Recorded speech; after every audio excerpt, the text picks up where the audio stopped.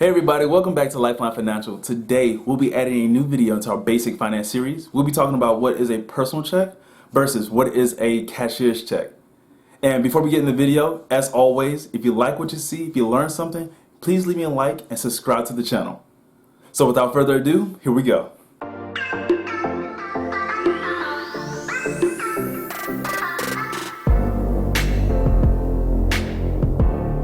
A cashier's check is a check guaranteed by your bank, signed by a cashier. It's written on the bank's money rather than your own. A cashier's check is treated as guaranteed funds because the bank's responsible for paying for the amount that's on the check. And when you purchase a cashier's check, it's automatically debited from your account and written on the document itself. Cashier's checks are usually more expensive than a personal check, ranging from a couple dollars as high as $15 per check.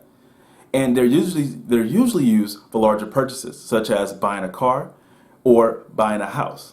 A personal check is a monetary instrument that is written, dated, and signed that directs a bank to pay a specific amount of money to another person.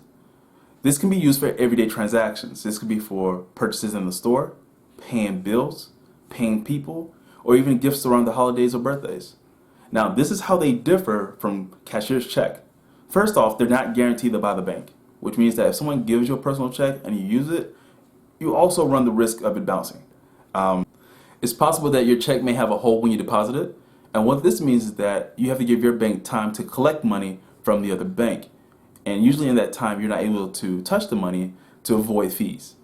Hey everybody, thanks for watching the video. If you like something you saw, if you learned something today, I want you to leave a like down below. I want you to subscribe as well for future content.